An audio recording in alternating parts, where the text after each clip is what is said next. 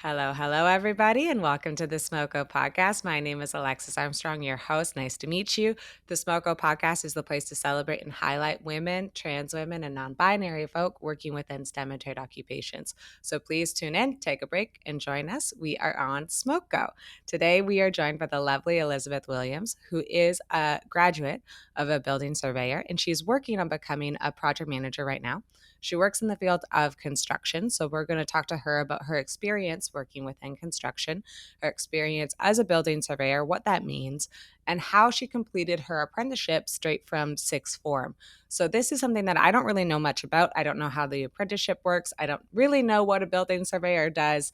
So I can't wait to learn more and to talk to Elizabeth today and for her to explain kind of her experience and how she became a surveyor. So thank you so much, Elizabeth, for coming on to the show. It is so nice to meet you. Thank you. Thank you. Thank you for having me. I'm really excited to talk to you today. Me too. I'm really excited as well. And I can't wait to get into it. And maybe that's where we start at the very beginning. Could you walk through how you discovered surveying and how you discovered that this was the career for you? Did you always know that it existed? Did you always know that this was going to be you? How did that happen? So yeah, I didn't really know sort of when I was in secondary school what I wanted to do, like when I grew up. I was a bit unsure, like a lot of people my age were at that time. Hmm. And sort of in the UK, you go to university, so you have to decide what degree you want to pick. So there are lots of different options. Construction is just a small part of lots of the choices that you can pick. And I sort of had an interest in architecture from a young Mm. age. I quite liked art and design, so I thought that could be sort of a good thing to go into. But following some taster days that I did at universities, I sort of decided, oh, really, that's not for me, and that was okay. But then it was, what do I do after that? Hmm. So I was starting to have a look at construction management degrees. Again, you're not really taught this in school, so I didn't really know much about it at all, to be honest, other than your sort of your core Yeah. subjects like geography, art, maths, the things that you do in school. So it was quite it was new to me really. So I wasn't really sure about it at the time, but I ended up going to a careers convention at my sixth form because at the sixth form that I went to, you have to do a week of work experience. So I was forced to Okay. go and talk to people and network, which I'm so glad I did now. Yeah. So I went to that and I approached this company where I'm now, and I said, "Oh, have you got any work experience?" And they said, "Yeah, we have." So I was like, "Great." So I joined them for 2 weeks, and I actually was supposed to be there to do a week in architecture just to see Mm. if I liked it or not. And the people that I were talking with, they actually building surveyors, so I thought, okay, I'll give that a go. So I was going to be there for a week doing a week of building surveying and then also a week of architecture. So I went on the 2 weeks work experience. I actually didn't do any architecture at all. Um, Yeah. I just did building surveying for two Okay. weeks and I really liked it. I think because with building surveying, if I just explain sort of what it is a bit Yes, more, please. Yeah, that would be wonderful. building surveying can be like commercial and residential, but mainly where it was more sort of residential, I guess.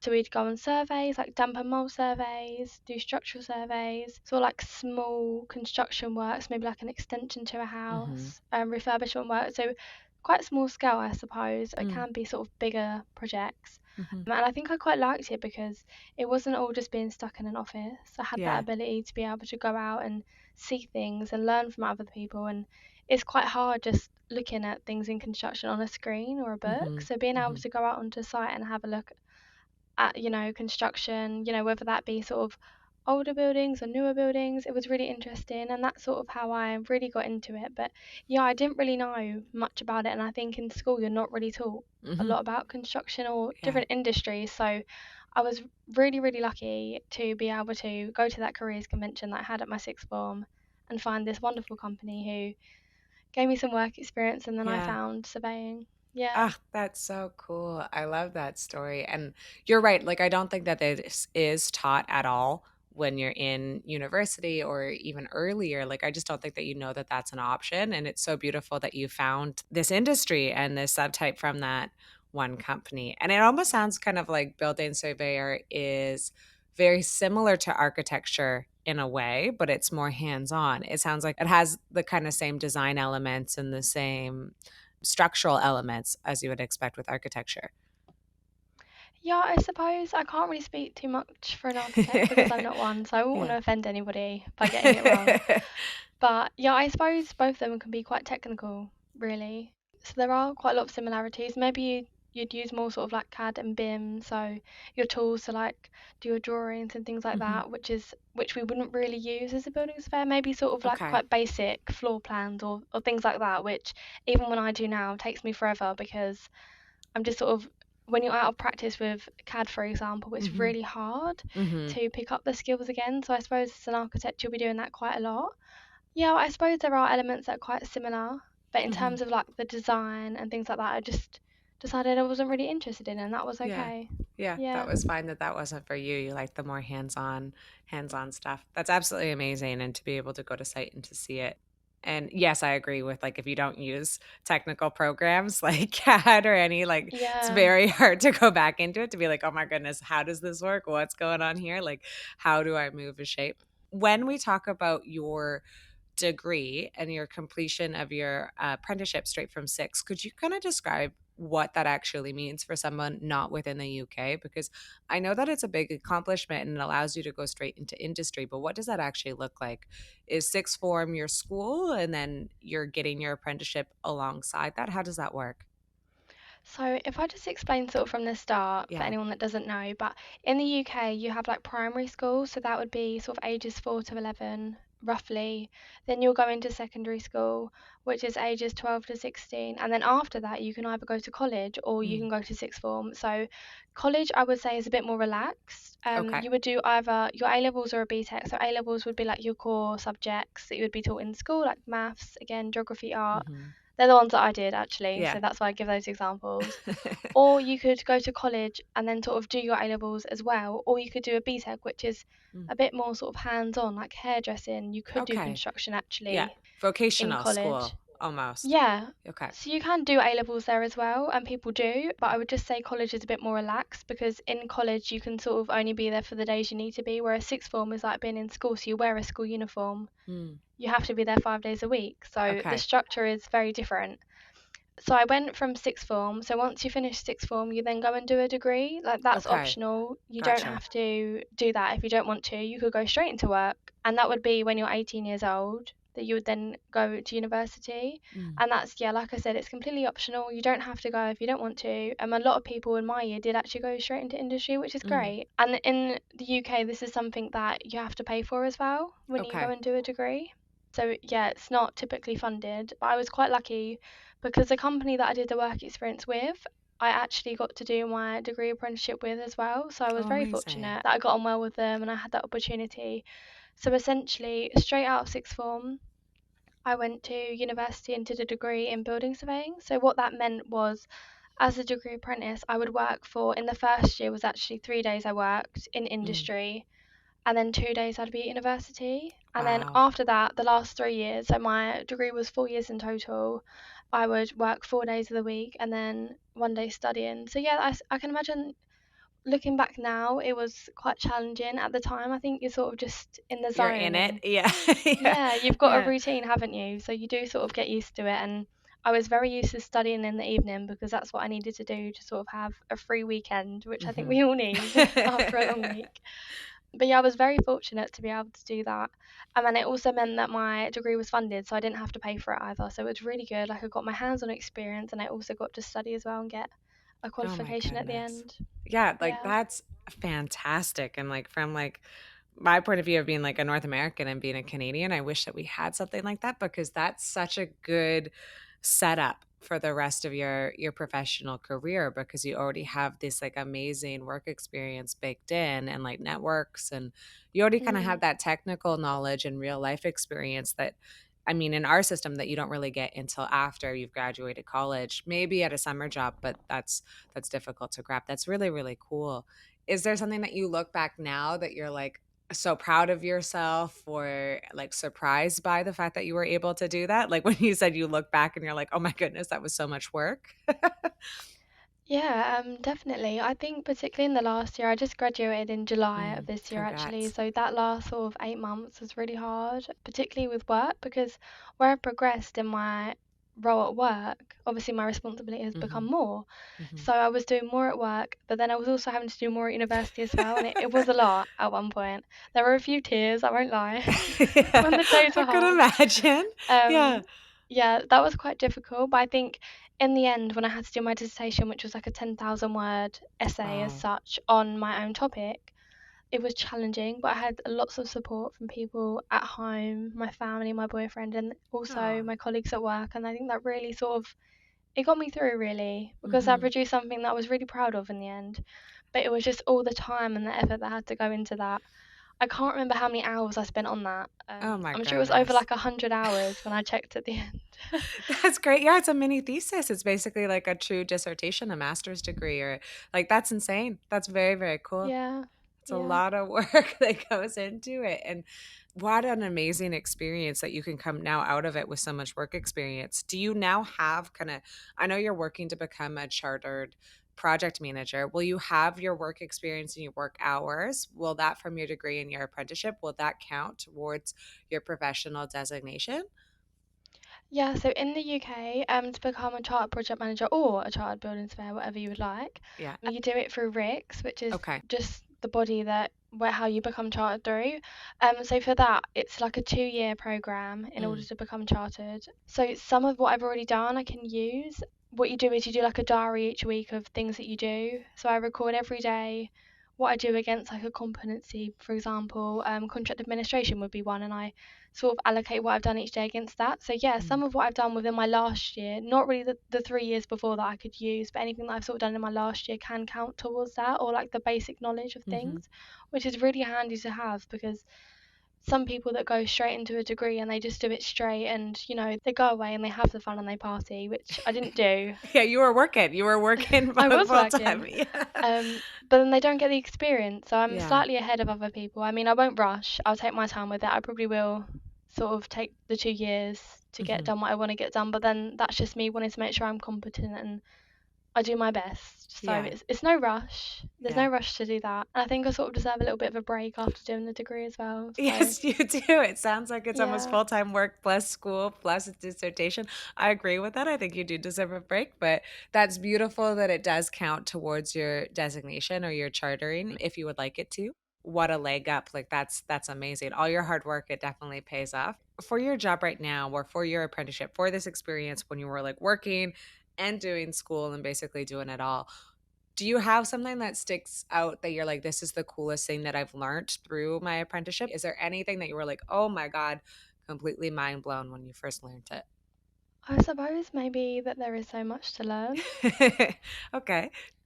I suppose I could say that. There is a lot to learn. I suppose it's been able to appreciate that you're not going to know everything. And, Mm, I think you sort of have to specialize in something that particularly interests you. And it's okay to sort of ask other people for help and know that mm, construction is so broad and there's so many different areas that you could specialize in.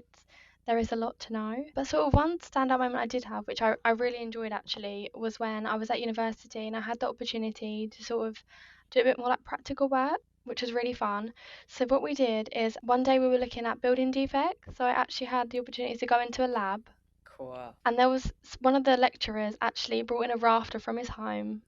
I don't know why, but it was just there. And we got to use microscopes just sort of on this camera, Mm, and we got to look for like things like woodworm, wood insect holes, when they're eating into the wood, mhm, look for signs of damp. And I think because that was quite practical, I thought, oh, that's really interesting because if I was actually out in the field, I might not necessarily get to do that. mhm. So actually getting to see inside, just a Yeah. different view, I thought was really interesting. And that was sort of one of my standout moments, doing something a bit different, I think. Yeah, completely, So that was really fun. Yeah.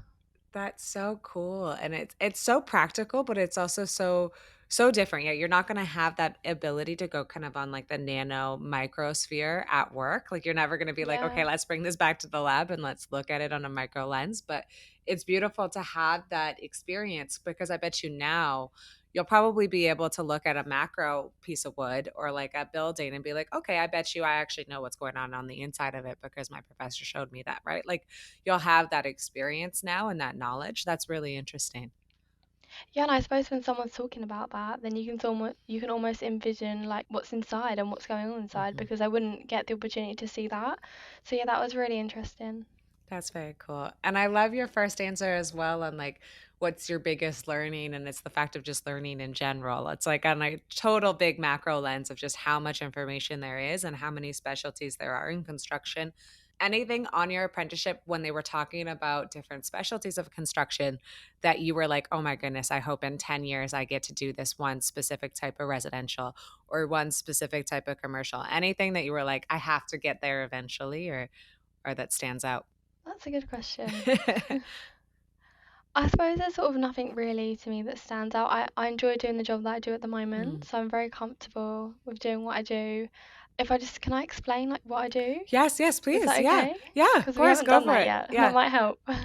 Although my degree was in building surveying, just the way things went with COVID and working from home, obviously that was quite challenging with being an apprentice because I didn't get to have any sort of time with people, actual Mhm. people. It was all on Teams. So I do feel like my learning sort of slowed down a bit. But from that, I had the opportunity to get involved with project management work, employers agent work. So that's Okay. really what I do now rather than building surveying. So that would be Okay. more sort of contract administration work, going to site, attending progress meetings. So that would sort of all be on new residential developments, Mm, mainly in London at the moment, varying scales, mm. some quite large, some a bit smaller. So that's sort of what I do at the moment. And sort of on my a day to day, what I would Mm. do would, for example, be issue payment notices or when a contractor submits their valuation for the month, Okay. the works that they're claiming they've done, I would go to site and I would check that they've done what they've said they've done, and then we might issue a payment Okay. notice, for example. So that's quite different to building surveying. That is more project management and more, yes, Definitely, it is very different. different. And Mhm. that's why I've decided not to become chartered in building surveying, just because although it can be really interesting and there are elements that I like, I just think I'm quite an organised person actually. And I quite like coloured charts and things like that. So I think project management just suits me a lot more than Yeah, building this surveying, is which for is, you. Mhm. yeah, I think so. And that's why I've decided to go down that route.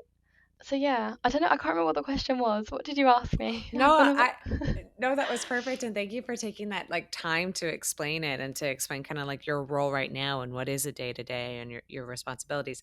The question was of, like, when you're first learning because you loved how much knowledge there was out there, if there was something that maybe like a goal post or like an end goal that you were like, "Oh, that would be really cool to work within that one sector, like this one sector of commercial or one sector of residential." It's fine if there wasn't a goal post either. I was just more yeah. curious. I suppose maybe not from university, but from what the way the industry is at the moment, I suppose I'm quite interested in becoming a retrofit coordinator. So that's how we Okay. would, help get our current buildings and homes to net zero. So Oh. I think that's quite relevant, and I could see there is a bit of a gap there that I could do that, and I think that could be really interesting because my dissertation was on modern methods of construction. So although Mm. that's not necessarily net zero, it's sort of, It's new. It's new and it's yeah, I towards would that say, goal of sustainability and net zero. And net zero, yeah, is that like completely self-sufficient or off the grid project? What does that actually mean, that term? I believe, and don't quote me on Okay. this. It's zero emissions from homes, or Okay. I don't know if that's generally homes or during the construction process. Very cool. So I guess, for example, like insulating homes better, maybe using solar panels, for example. Mm. So yeah, I mean, I haven't been on the course yet. That's sort of on the list of things to do. So I'm sure if I was to speak to you after I'd done that, I'd know a Yeah. bit more about what the options would be to retrofit homes. But yeah, I can imagine that's going to be quite a big thing at Mm. some point and looking at what we've already got in the industry. So I'd be really keen to get involved in that at some point. That's very cool. That's a really cool end goal and something to do in the future. I really love that. I think you're right. I think that there is a gap currently on trying to bring our homes back and like especially Yeah. old buildings as well and to get them to where we are right now. For your job right now, is there a favorite part of it? What's a task that you love to do when you get to organize and color code and do what you love to Yeah. do? I suppose probably the biggest thing is being able to see just the construction of new homes, like Hmm. from conception to completion. I think that's something that, even though you sort of play such a small part, when you see the bigger picture at the end, you just think, wow, like we've all actually done that, and it's such a Yeah. team effort. And I think that's seeing the progress every month is really good to see, and it makes me sort of feel proud that I'm Mm. I'm doing my role and I'm doing a good job to help contribute towards something. So Hmm. I'd probably say that's one of the biggest things. I also get to, I get to go out and go to different places, and I try and remember, like, even when I go to site, like, say if I finish at 5 and that's the Yeah. end of my day, don't always rush straight home. Like, spend a bit of time, find out where you are in the area, and maybe Mm. just have a little wander around, just so you can go to new places. So I suppose I'm quite fortunate that I can explore London a bit more as well in my role, which is quite nice, sort of in my Yes. free time. I Yeah. love that. That's a wonderful part of your answer, and I love that mindset of just not rushing home and enjoying the moment and enjoying that one project for where it is and what location is and that neighborhood. Because London is such a cool city too, so to be able to, like, be part of it and to be part of the builds and see little areas, I think that would be really beautiful. Very cool Yeah, answer. it's really good. We have one project near Battersea Power Station. I don't know if you've ever seen that, but Google it if Okay, you I'll haven't. Google it. Okay, It's quite interesting. And they've just redeveloped all of that, and it's like a shopping mall now. It's a really vibrant area, and cool. I love walking around there. Oh, that's It's awesome. really cool. Yeah, I think for That's the Christmas shopping it will be really good. But it's oh, such an upcoming area at the moment, so definitely have a look if you've not seen it before. But I can imagine sort of living there would be really cool to do. ah, that's so beautiful. Yeah, that's really cool that you get to explore different neighborhoods and like get to be part of like a neighborhood becoming vibrant or becoming really cool and like building buildings within it. Mm. Do you have one that sticks out of being like maybe odd or being a little bit different? Or has there been a situation where you're like, oh my goodness, I cannot believe that I'm responsible for this project or I'm responsible for this task? Anything kind of come to mind there? Yeah, so more recently, it wasn't the construction of anything. I actually did a feasibility study looking at security. Okay. So this one was actually in a bank, so I guess that was a bit quirky. It was actually like a bank for a different country, so that was a bit Whoa. different. I won't say what one it is, No, no, but no. that was a bit different. And although I didn't actually get to go into the bank, it was like just down to like one of the plant rooms. I thought, oh, this is quite cool. This is a bit different. It was Yeah. quite small scale, and I think because we got to look at different design options, because basically there was like this shared entrance between the bank and the Mhm. plant room. So this was the plant room for the landlord. So it's how they would get down to the plant room in case there was a flood, which they have had before, without obviously compromising the security of the bank. Whoa. So that was quite interesting. I think just because we could come up with different ideas and Mhm. it wasn't too complex, but I think just having something different to do away from Mhm. sort of construction was really interesting. So yeah. See if I Th walk past that one, I'll be like, oh, I helped on that one. So Yeah, that's one that for sure that sticks in your mind. That's really freaking cool, and, like, yeah, I wouldn't to think of that of, like, a security point of view, because I bet you a lot of your projects, even if they're different or cool in different neighborhoods, they are probably similar in terms of, like, residential or commercial builds, but this fact that it's a bank makes the function of it a little bit quirky and a little bit unique.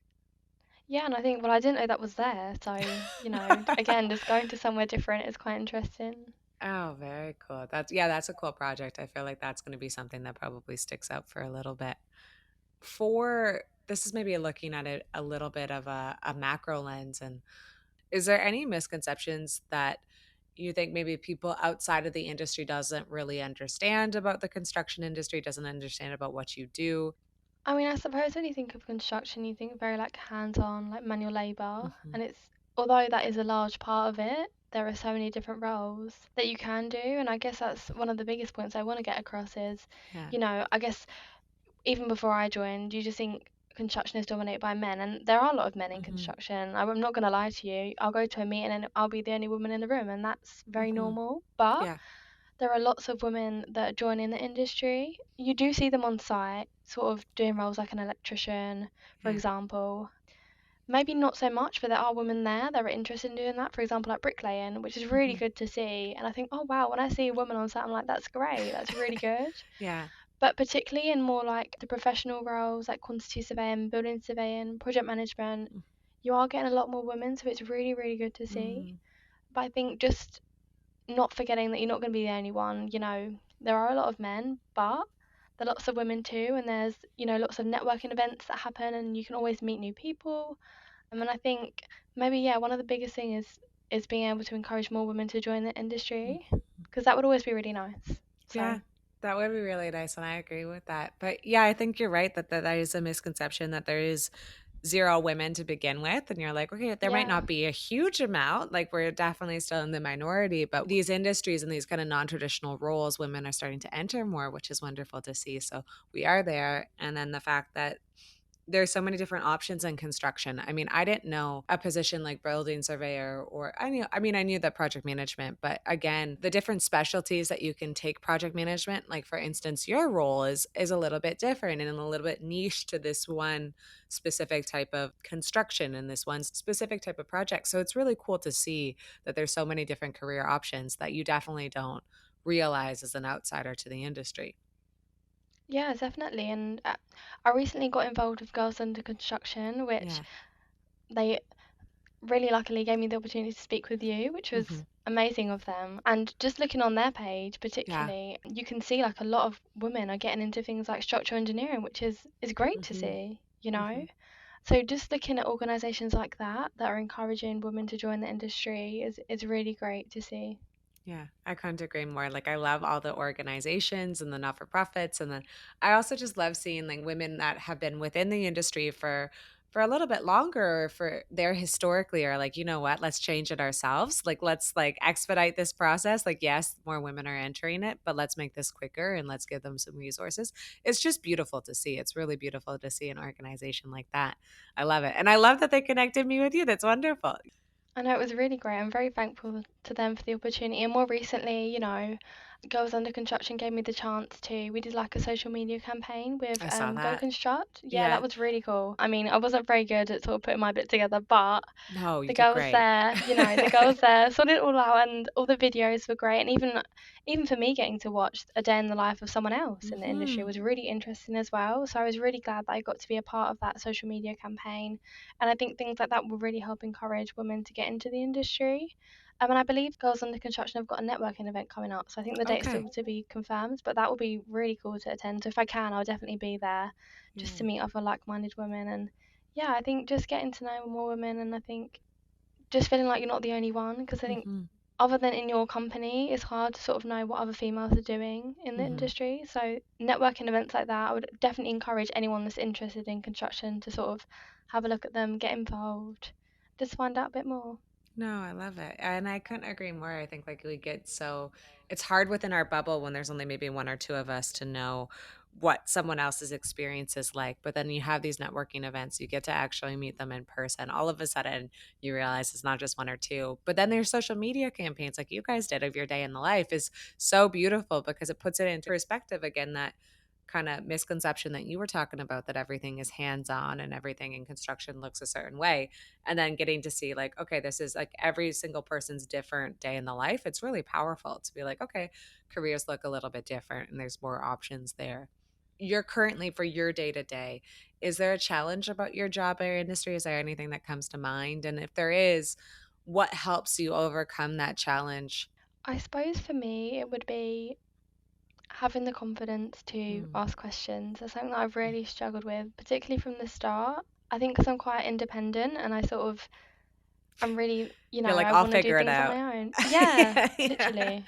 And yeah. I've always sort of been like that as well with Mm, everything. So I'm very used to, figuring things out on my own. But I think it's recognizing that if you do need help, mm, just ask the question, because I think, like I said at the start, there's so much that there is to learn in the industry. And it's, when you're on site and there are people that are specialized in something particular, taking the mhm. opportunity to speak with them and learn from them, it's quite hard. I find it really hard. And I think it's knowing that you probably know more than you think you do, Yeah. which is Yes, it's definitely my true. case. Yeah, so I think that's probably one of the biggest things. Just having the confidence to ask questions. And, that's the only way you're going to develop and learn more. And I think that was what was so good about doing the apprenticeship, was because I had the opportunity to, gain the skills that you Mhm. need to be able to liaise with clients, for example. And that's not something you learn in school. You have No, to learn that not at at all. work. Yeah. Mhm. So I Totally. think, particularly if you don't know something, I'm always like, I don't know. Like, I'll get Mhm. back to you on that one. And I'm learning to say that if I don't know. And I think being quite independent, because becoming a chart project manager, you've got You to be kinda have to confident. be. Yeah, yeah. Yeah, you do have to be. And I would only want to be the best.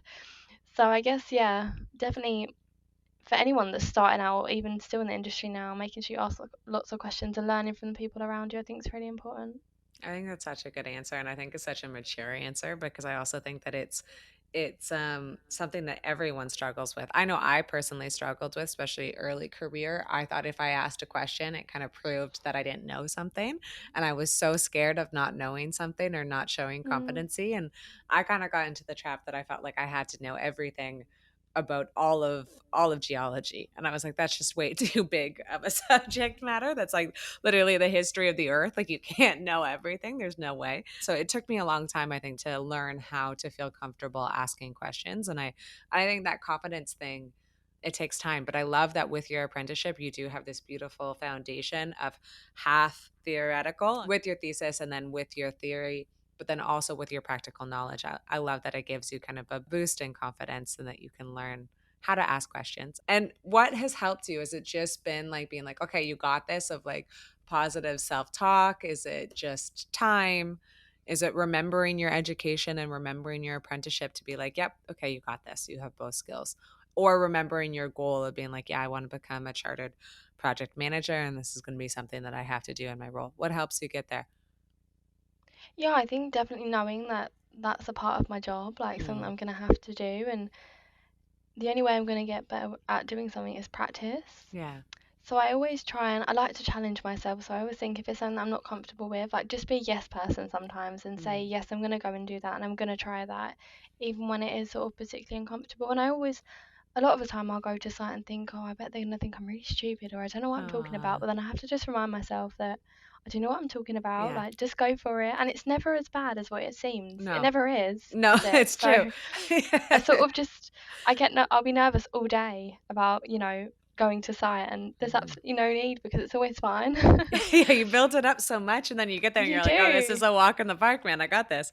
You Yeah. do, and I think it's just reminded myself of that a bit more. And I don't think I'll ever change. I'll always be a bit of a worrier about things. Mm, I think as well, if like knowing if I'm not sure about something, I'll always mhm, like check with someone, one of my colleagues, before I go to site. mm. Or if someone's talking about something, I'll always do a bit of a Google. If I'm Yeah, not that's sure about fine. what they were on about, and that's totally fine to do Yeah. because, like you said, there's too much to know, and you're not always going to know everything. And I think, yeah, just knowing where I want to be with my end Mm, goal of being like a chartered project manager and knowing that I will get there eventually. And yeah. it does take time, doesn't it, to develop and grow. And even the people that are really experienced make mistakes or, Oh, totally. It's just do human something wrong. nature. Yes, Yeah. exactly. Yeah. No, that's beautiful to be like, okay, well, just remember where you're going and it's okay. And it's fine if you always have a little bit of nerves kind of in the back of your head. That's completely human nature and that's fine. And honestly, it's a good thing. I've met people in my career that have never asked a question and you're like, "Ooh, stay away from these guys, man. They don't even know when they're wrong," right? Like it's that too much confidence. It's kind of sometimes nice to have a little bit of a healthy amount of skepticism about like, okay, well, is this correct? And maybe talk to somebody and talk to a friend. I think it's perfect.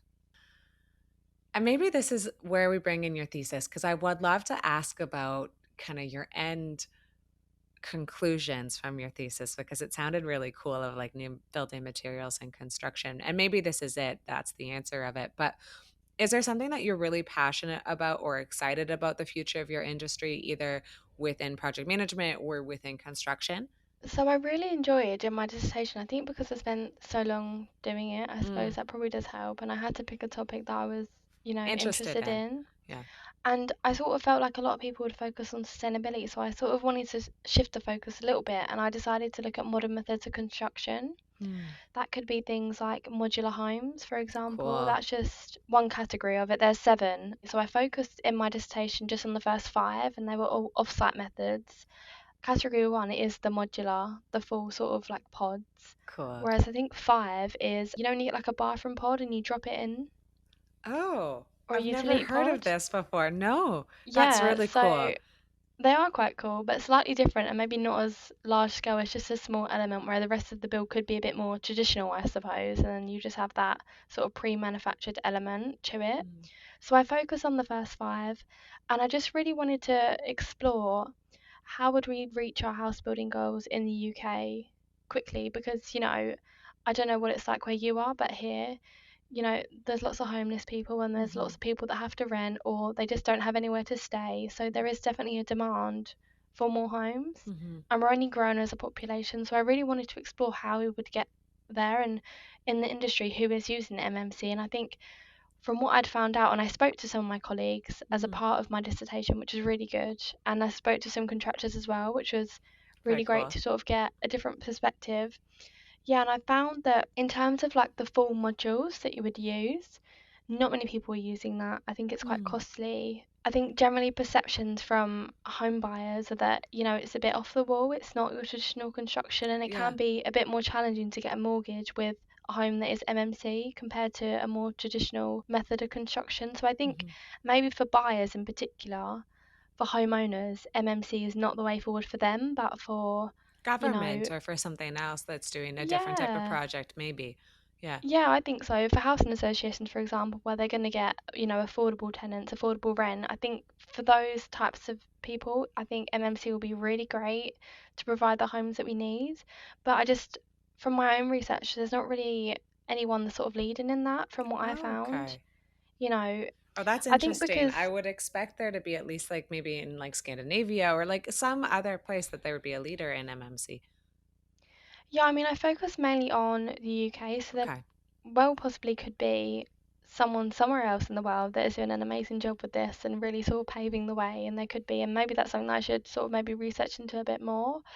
But here, I think because sort of the manufacturing of the pods is not really set up so much and it's not so easy, and you've Mm. got all these logistical things with the transport. And, although there is a program saving with MMC compared to the traditional form, I just think it's still a bit unknown with lots of people, and that's why Mhm. it's not really taken off as much as it could. And I Mm. think there is definitely a place for it, and I think it will definitely work. But it's just if we could have one person that could just sort of pave the way in the UK and lead Become the on this. person that does it. Yes. Yeah. The Yeah, firm. I think so. And it definitely is being done, but just not as large scale as it could be. And I'd really like to see that. I mean, it's not going to be me that paves the way, I don't think. But if I could see it, that would be great. Hmm. And maybe in my career, if I had influence on maybe a client and I could, discuss that, maybe that'd be really good. And I should take my opportunities and maybe present that idea, even if it would just be a bathroom pod. Yeah. That's better than nothing. So Completely. yeah, I think there's a place for it here, and it's got many advantages. Program saving is the big one. Mm. In terms of like logistics, although there is that transport to site, you might not need as many workers on site Yeah. because It's already you know prefab. It's already created as like one pod, one unit. Yeah. Yeah, definitely. And I think the negative side is that you can't sort of have your customizational elements. You've got to set in your design, lock it Hmm. in early on. There's not that flexibility that you would have normally. So I think that's maybe why it's not as popular with people. Hmm. And then in terms of say if you had a defect in one element, that could be repeated across the whole site. So I think there are pros and cons to it, but I definitely think in terms of building homes fast, that could be the way forward. Hmm. I really love that you brought up the idea of modular homes. For like an industry like mine, I come from a background in mining and then I worked on a drill ship forever, but I would work in these remote situations and remote camps. What you're describing is exactly what we need. It doesn't matter about design, it doesn't matter about like individual components. We just need temporary buildings created pretty quickly, right? And created pretty easily without hiring a bunch of people, having a bunch of subtrades come in and creating something for that one field season or for however long you're in that area. So something like a pod housing would be perfect. I mean, right now we just use trailer systems. Usually it's just a bunch of trailers, but something like a modular pod I think could be a little bit better, but it also could probably be a little bit more sustainable as well if they use different materials.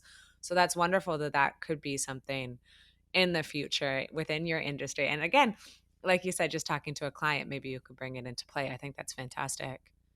Yeah, definitely. And I think I found that topic really interesting to, look at. And even when I spoke to people in the industry, Hmm. they are aware of MMC and the benefits to it. I had a couple where projects on it hadn't maybe worked as well as they could have done. I mean, This negative, happens. Yeah. experiences are good to hear too. Yeah. I think people are starting to consider it a little bit more, but it's just not taken off yet. And it would be really interesting to see where it goes, Hmm. maybe in the next 5 to 10 years. Yeah, I agree. I'd like to see like it does government use it? Is it for like affordable housing? Is it for maybe like remote projects? It would be very, very cool. One thing too that if I could ask as a follow-up, just because I'm gonna get messages to be like, Alexis, why did you not ask this question? Could you define what MMC stands for? Could you describe what the acronym actually stands for if someone wants to Ah, go and okay. Google it themselves? Yeah, MMC is modern methods of construction. Okay. Thank you very Yes. much. There's lots of like useful documents, particularly if you go on the UK government website. There is, Okay. I looked at this. There's like a PDF document which sets out each of the different types. So if you want to explore a little bit more, that's quite a useful document to look at, and it's got pictures of there so you can visually see as well what the different types are. Oh, wonderful. Cool. Is there a favorite type of the 5 that you were like when you were writing, you were like, "Okay, this is like a little soft spot in my heart that this is my favorite type?" I definitely think it's gonna have to be the full modules. Mm, I think they're really cool, and yeah, I just think the fact that you can have maybe like one floor of a home already mm, done and just dropped into site is really interesting. yeah, I mean, it's all ready to go pretty much. I just think that's amazing that we can do that in a factory and then bring it straight to site. So I think that was probably my favourite part. yeah. I mean, there was one that's quite quirky, which was like 3D printing of a home. I mean, I'm not really sure that's going to take Whoa. off. Yes, that would be a Really, really huge factory, crazy. but that's crazy. Like, that's crazy to be able to Yeah. even consider. Wow. I mean, but it's out there, and obviously someone's done something with that. And although I didn't particularly focus on that one, just because I wasn't sure how Where it that was could gonna really be go. applied. Yeah, Mhm, I suppose looking at things like this are quite like innovative, and it's just really interesting to see, what we have developed as humans and all these different, methods that we've got, and just seeing, I don't live in a MMC home, mm. so I don't either. I live in no. like, a 1950s build, like, it's old, it's the opposite of an MMC. Yeah. Yeah, but I definitely, I wouldn't say no to living in one. I'm Mhm, very open to that as well, and I think, yeah, like I said, with home buyers particularly, maybe having a bit more of an open mind, and mhm, I think the government definitely has work to do to promote MMC a bit more and make it easier for people to buy MMC homes. mhm, Just, I think because there's just not a wide understanding about what it is, really. mhm. Yeah, we just don't really know yet, or we haven't really seen an example of it, but I think that's so cool, and thank you for defining it, and thank you for walking through. I love the idea of the full module. I think that is just, again, from someone who's worked in remote settings, like that's exactly what we need is just like a pre-plop sim house almost that you come in Yeah, and you're like, "Yeah, there you go. That's it. That's your camp." I think that's so useful. So I love that idea of it. Elizabeth, for you personally, is there something that you really want to accomplish within the industry? Anything that you're currently working on? I know you're working on becoming chartered, which is yeah. huge in itself, and taking your vacation and then your 2 years to get your chartering. But is there anything in like the full future that you know that you're like, this is what I would like to accomplish? Anything there? Yeah, you're asking a really hard question. So, Really badly, I haven't thought ahead from being a charter project manager. I think mm, I'm trying to take one one step step at a at a time. time. Mm. I'm sure there'll be something that will come along that will just take my Spark that interest. curious. Yeah. Yeah, I think so. And I'll be interested to see like where I end up because at this point in time I really don't know, but I'm really sort of happy with where I am and what Mm. I'm doing. So I'm just gonna keep working through, and I will be a charter project manager at some point, no Yes, matter you how long will. it takes. You know, Yeah. very soon. I think like that's absolutely amazing. And thank you for that answer because I think that's so again mature and grounded and beautiful in itself of just being like, yeah, I want to be happy where I'm at right now and I am happy and just see where it goes, like one step at a time. Who knows? I love that excitement to be like, yeah, I'm Yeah. excited to see where I end up because I don't know either. Like I think that's beautiful. Yeah, and I suppose just for anyone that is coming into the industry is knowing that even though, particularly here, like if you do a degree in building Spain, like I'm a Mhm. great example of that. It doesn't mean you're going to be doing that for the rest of your life. Yeah. You can easily sort of switch around. It's quite versatile, the skills that you'll learn. And I would just encourage anyone to take a bit of a look at the construction industry and find out a bit more. Yeah, just do your own research because, like I said, you're not taught this in school about the No, industry, and not at all. get Yeah. some work experience. That was the best thing that I ever did, was get work experience to find out about what this job was because I didn't Hmm. know before I started. And I've ended up here. I've been quite fortunate, and there are so many apprenticeship schemes. I believe like National Apprenticeship Week in the UK is normally like February time, so that's Okay. a great time for people here to have a look and find out what apprenticeships there are because there are so many great opportunities out there. Oh, that's so amazing. Yeah, that's fantastic. And I mean, you're testament to it. I feel like your story, it started completely being like, I thought I wanted to be an architect and I didn't know. And then I went to one of these conventions. I found this one company. They took me on for apprenticeship and like, look where you are now. You're in a place where you didn't expect. Even with building surveyor, you went in as a building surveyor and you're like, no, you know what, project management is more for me. Like that's really cool, and I couldn't agree more. You never really know where you're going to go, and your work experience is bar none, and I love that you've had that so early, and I can't wait to hear where you end up and kind of the next step. And yeah, that's fantastic.